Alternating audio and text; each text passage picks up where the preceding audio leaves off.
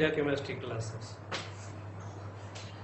Actually, after the completion of the first chapter, that is solution, we again come to begin the new chapter called as electrochemistry. In the first class, we only want to give a certain introduction about the electrochemistry, and why I want to, before the ending of this chapter, to go toward the important things. We want to first recognize you about the certain important topic related with this chapter. Actually, student, this chapter comes from class 11, the redox chapter. In redox chapter, we discuss a number of things about which belongs in electrochemistry.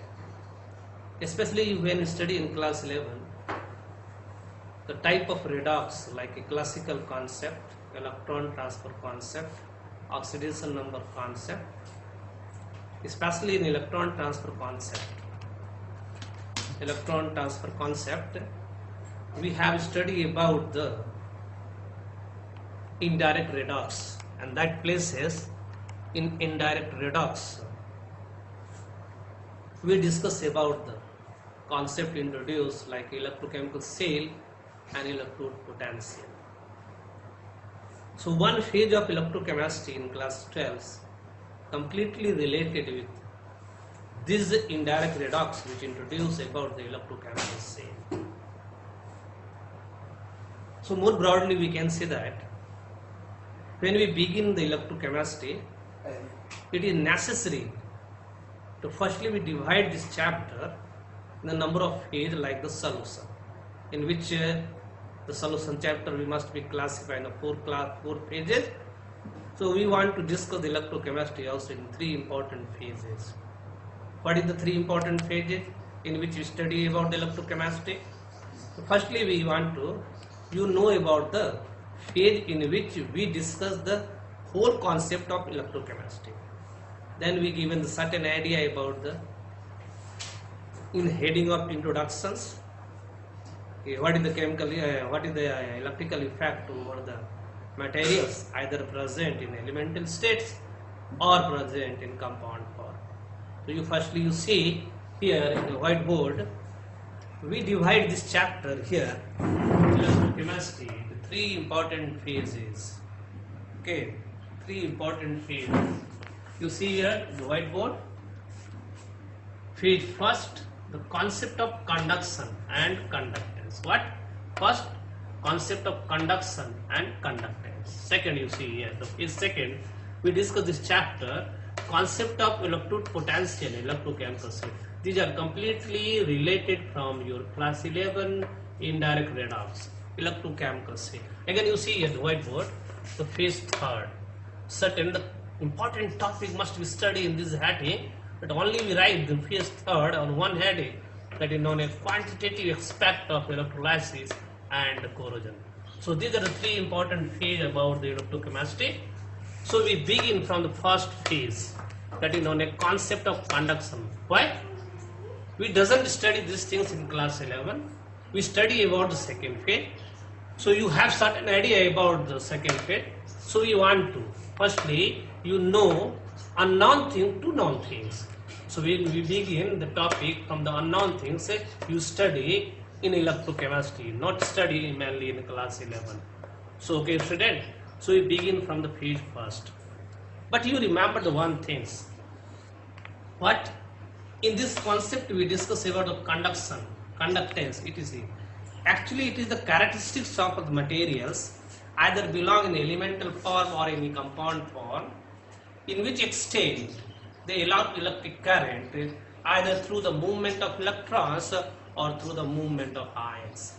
Right? We discuss here the two way, the movement of electrons and movement of ions, because the conduction of materials study again in two phases, one for the elemental, especially for the metal, in the name of, you see here, the metallic conduction, and in compounds they discuss in the heading of electrolytic conductions. But in class 12, this phase consists about mainly about the electrolytic conduction.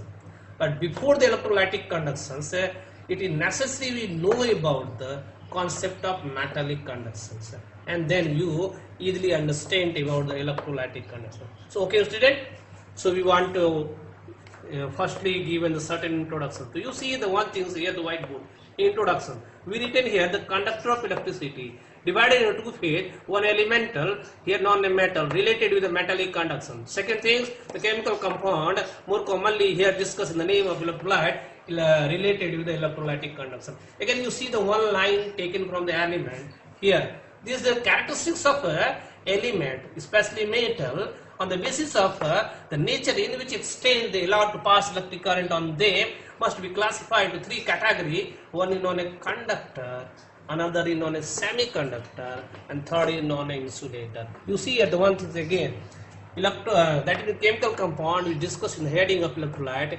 Again, like these three terms classify into three terms: strong electrolyte, weak electrolyte, and non-electrolyte. So before the thinking about the metallic conduction and electrolytic conduction, we have the idea about these things. So what idea?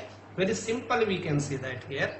Any material which allow to pass electric current on them, given the name as a simply we can see that material which conduct the electric current. So those material which allow the pass electric current on them called a conductor. We know that in elemental states, the elements are classified in a periodic table in three categories. One is known as metal, another is known as non-metal, and third is called as metalloid or semi-metals. So behavior of element toward the passing electric current on them are also in a different characteristics. And these three things are discussed in the name of conductor, semiconductor, and insulator.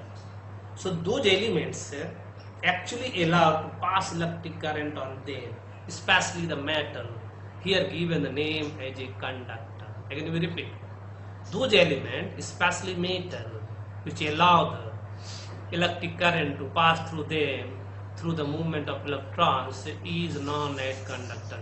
You remember the one thing in class 12, after the 2 years must be introduced again the solid state, the conduction nature of the solid on the basis of band theory, and they classify on the basis of valence band and conduction band. But here we can say that the one thing, so we doesn't discuss more deeply, but here like this conductor, semiconductor, and insulator. So those chemical substances, actually the element or metal which allow electric current to pass them at a maximum extent, is given the name as a conductor. For example, most of the metal like silver, gold, iron, etc. Second things, those elements which allow only little extent to pass electric current on them, either in impurity content or by the heating, so they are given the name as a semiconductor. Again we repeat, those elements which allow to pass electric current in a minimum extent or little extent, given the name as a semiconductor. You see here the blackboard, whiteboard, conductor, metal like silver, gold, iron, etc. Here the semiconductor, silicon, germanium, etc. And again, the third things here, any element which doesn't allow to pass electric current on them in any way, that is known as insulator. What? Insulator. Again we repeat, those elements which doesn't allow to pass electric current on them, here given the name as insulator. So most various materials are present which are completely the insulator. Most of the non-metal elements are the non-conductor, wood, rubber, etc. become the insulator. So these are the related the element, and here actual flow of electric current occurs through the flow of electrons, here given the name like a metallic conduction. We discuss the next. Now we discuss the second thing, the chemical compound in which extent they allow to pass electric current on them. So in class 11 we study about the one thing that is known as electrolyte, because here chemical compound given the name as electrolyte. So firstly we say about the electrolyte? We believe most of the students know about the electrolyte, but here we given the one definition which is very important and include the most of the things. What? Which include the electrolyte, electrolytic cell, electrode, etc. So here we given the one definition, and later we discuss this thing in quantitative aspect of electrolysis in the third phase. But firstly you listen carefully the definition about the electrolyte. Those chemical substance, that means in their chemical compounds that in combined form, either in their fused state, paste state, molten state, and more commonly we can say that in aqueous state. For example, when NaCl is taken in their aqueous state or fused state, impurity containing water is also act like these things. We can say that aqueous ammonia solution is also act like this. So the chemical compound taken for the purpose to dissociation or ionization into their constituents ion by passing electric current on them from the external sources by the help of two metal rod. That metal rod, given the name here electrode, if related to the positive terminal called as anode, connected with the negative terminal called as cathode, in a special kinds of apparatus called electrolysis. The whole phenomenon is given the name as a electrolytic cell, and whole phenomenon here given the name as electrolysis. That means the chemical substance is taken for the purpose of dissociation or ionization into their constituents ions in a special kinds of apparatus known as electrolytic cell through the metal rod called electrode by passing electric current from external sources is given the name as electrolyte. For example, when we take in aqueous NaCl and pass electric current by the help of two metal rod in electrolytic cell, they dissociated into their constituents ions like Na plus charge and Cl minus charge. This type of chemical substances here given the name as electrolyte. So like the elemental in which they classify the conductor, semiconductor, insulator, this electrolyte is again classified on the basis of their extent of dissociation into three categories. One is given the name here, the strong electrolyte, you see in the whiteboard, is strong electrolyte, weak electrolyte, and non-electrolyte. Okay, what? Strong electrolyte, weak electrolyte, as well as the non-electrolyte. So first we discuss here the strong electrolyte. So now we quickly discuss about the one by one strong electrolyte, weak electrolyte, and non-electrolyte. Then we discuss about the metallic conduction and electrolytic conductions. So what do you mean by here the strong electrolyte? Simply we already say during the discussion, the chemical substances either in their fused state, paste state, molten state, but more commonly in aqueous state, when undergo electrolysis by passing electric current by the help of two metal rod in an electrolytic cell, they dissociate either in a maximum extent, complete dissociation, or partial extent, that means partial dissociation, or some are must be doesn't dissociated into their constituents ions. So you see here strong electrolyte. Very simple, we can say that those chemical substances, mainly such like aqueous NaCl, diluted Cl, diluted H2SO4, etc. When we undergo the electrolysis by passing electric current on them, they undergo the complete dissociation into their constituents ions. So that type of electrolyte here given the name is strong electrolyte. Again we repeat the one things. But the chemical substances when undergo the dissociation by passing electric current on them, dissociated into their constituents ion, in a maximum extent we can say that completely that chemical substances here given the name as a strong electrolyte. For example, you see here like NaCl, when in aqueous state undergo dissociation, they become like Na plus charge aqueous, Cl minus charge aqueous. Suppose that we have here HCl, especially in dilute cases, undergo dissociation like the H plus aqueous, Cl minus aqueous. Number of other substances are present which become the strong electrolyte. Quickly we say about the second phase. a weak electrolyte. The chemical substances more commonly even in aqueous state by passing electric current do not undergo the complete dissociation. It only undergo the little extent of dissociations. That type of electrolyte, that means we can see that the chemical substances more commonly in aqueous state by passing electric current during the electrolysis only undergo little extent of dissociation, given the name as a what, sir? We can say that weak electrolyte. For example, various examples are present. H2O or even electrolyte, but treated as a weak electrolyte, sometimes called as non-electrolyte. But when consist about the acid, base or salt, they treat it as a weak electrolyte. For example, NH3 aqueous, that means NH4OH. If they undergo dissociation, only little extent undergo dissociation, like NH4 plus charge aqueous plus OH minus charge aqueous. So this type of substance is here given the name as a weak electrolyte.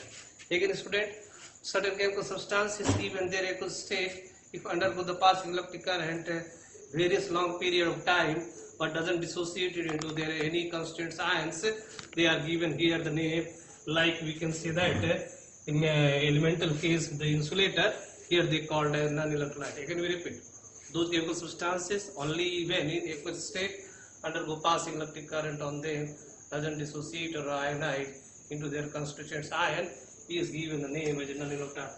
Most of the organic compound like we can say that methane, ethane, etc., benzene, etc., they all are becomes non-electrolytes. So after the discussion of these things, the concept about the conductions in the case of elemental state as well as in their electrolytic states, these conductions or conductance account in a two manner. One is given the name here as a metallic conduction, another here as electrolytic conduction. In this chapter we may mostly discuss about the electrolytic conduction, but again before the enter about the electrolytic conductions, because this class must be the introduction class of the electrochemistry, we discuss here something about the electrolytic conduction and metallic conduction. What is the comparison between this metallic conduction and electrolytic conductions? So you see here we given a certain comparison between these things. Here the metallic conduction, electrolytic conduction. Firstly, before the comparison, we one thing say here. The characteristics of any metal in which extent they allow to pass electric current on them, that characteristics here given the name as metallic conduction or metallic conductance. Similar like the extent of flow of ions, simply we can say that the characteristics of any electrolytic substances in which extent allow the pass electric current on them are given the name as what, sir? Electrolytic conduction.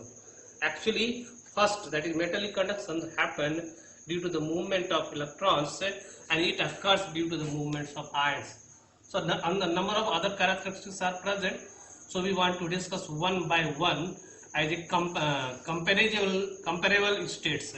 Simply, how can we compare these two things? So you see again the whiteboard, and we discuss various points one by one before the discussion about the electrolytic conductions. Very simple, student. We can say that always we say the student, when you undergo the comparison, you always tends to account through the definition. So what is the first comparison between this? We can say that here you see, we say that metal to assist the flow of electric current is here given the name as a metallic conduction. But more commonly we can say that the tendency of a metal to assist the flow of electric current through it is known as here the metallic conduction. Again we repeat quickly. The tendency of a metal to assist flow of electric current through it is known as here the metallic conductions. Similar like if you want to give the definition of the electrolytic conduction, you see here the flow of electric current through an electrolyte is given the name what's electrolytic conduction. But more commonly, if you want to the complete concept, we can say that the flow of electric current through an electrolytic solution is given the name as a electrolytic conduction. So this is the first comparison through the definition. But one question arises here, our student, which be the responsible for the metallic conductions and which is responsible for the electrolytic conduction. To knowing about these things, we discuss here the second point. You see here in the whiteboard, valence electron in an atom of metal are responsible for the flow of electric current. That means again we repeat, the valence electron in an atom of metal are responsible for the flow of electric currents. Simply we can say that in more correct manner, the electron in valence shell of atom of metal are responsible for the flow of electric current. That means movement of valence electron is the carrier of metallic conductions. Similar, like if we discuss about the electrolytic conduction, you see the whiteboard, it is carried by the movement of ions, that means cation and anions of the electrolyte. But more correctly we can say that the cation and anion of the electrolytes are the current carrier in electrolytic solution. In another language we can say that electrolytic conduction is carried by the movement of their constituents ion from one terminal to another terminal. So these are the two things which is responsible for the metallic conduction and electrolytic conduction. Second thing, one question arises, we ask in various times the student, you know from the physics, which be the causes to offer the resistance by any material.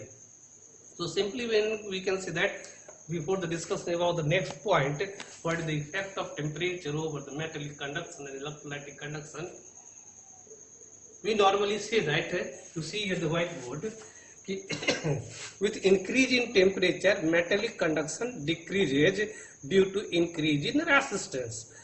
That means increase in temperature, metallic conductance or conduction decreases due to increase in resistance. But in the case of electrolytic conduction, with increasing, you see here, with increase in temperature, electrolytic conduction increases with decrease in resistance. So one question arises here in your mind, which be the causes?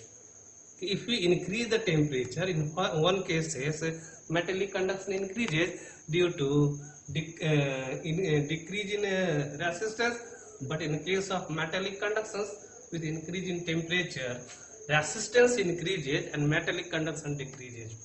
So one question, which be the causes why any metal offer the resistance? And second thing, why any electrolytic substances also offer the resistance? You see again the whiteboard, then we explain it with reference to this points. Increase in temperature, metallic conduction decreases due to increase in resistance. In the case of electrolytic conduction, with increase in temperature, electrolytic conductions or conductance increases. Actually, the resistance of the metal is due to the obstacles of the positively charged vibrating nuclei to the flow of electrons. That means any metal offer the resistance due to their vibrating nuclei present in their nucleus. But in a case of why any metal electrolytic solution offer the resistance? In the case of electrolytic substances, we can say that the resistance of electrolytic solution is due to the interionic interaction. That means solute-solute interactions. Secondly, the viscosity of the solvent, and also one thing, solvation of solute in the solvent. That means it offers resistance due to vibrating power of positively charged nuclei. It is due to interionic interaction between solute and solute. Second things we can say that here, viscosity of the solvent, and third thing, solvation of ions. So what happened to student? If we increase the temperature, the extent of that means effect of an influence of positively charged vibrating nuclei increases in the case of metal. It increases the resistance and metallic conduction decreases. But if we increase the temperature in the case of electrolytic substances, interionic interactions decreases, it decreases the resistance and more ions are free to move from one terminal to another terminal, and hence it be the causes of why electrolytic conduction increases. Next things, here you see the fourth point.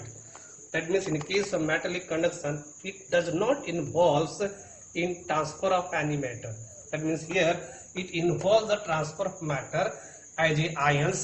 That means cation and anion. You again see here, and we explain it. What is the meaning about here? It does not involve the transfer of any matter. Very simple, we can see that when we allow to pass electric current in any metal such as copper, iron, etc., the amount of that metal does not change as current is passed through them, and hence we can say that it does not involve any transfer of matter. That again we repeat, when we allow to pass electric current in any metallic substances, for example such as copper, iron, etc., there is no change occurs even after the pass of the electric current. So here we can say that it does not involve in transfer of any matter during the passing of electric current. But in the case of, you see here, the electrolytic conduction is due to the movement of ion, so it must involve the transfer of matter as a ion. More commonly we can say that, very simple, the amount of an electrolyte is changed near the electrode when electric current is passed through it. That means it involves the transfer of matter as ions such as cation and anions. Moreover, also number of points are present, but we can say that one more point, the metallic conduction is quite large, but electrolytic conduction is comparatively very low with comparison of metallic conduction. So these are the concepts about the things must be studied in the heading of conductions in the first phase of electrochemistry. Next things about the electrolytic conduction and their important significance, in which mainly we discuss about resistivity, that is called as specific resistance, but CBSE now allow to say about the resistivity. Second thing known as conductance, next thing known as specific conductance, simply called as conductivity. Next we discuss about the equivalent conductivity or conductance, but more commonly now in place of equivalent conductivity we discuss here the metallic conductivity, simple molecular conductivity or molar conductance, and ultimately we discuss about the Colruy's law. But these things must be in your next class. This is only, here we teach the things, is only the introduction about the electrochemistry. So okay student, you wait for the next class in which discuss broadly about electrolytic conduction. Again, thanks for the listening these teaching classes, and you wait for next. Goodbye and thanks.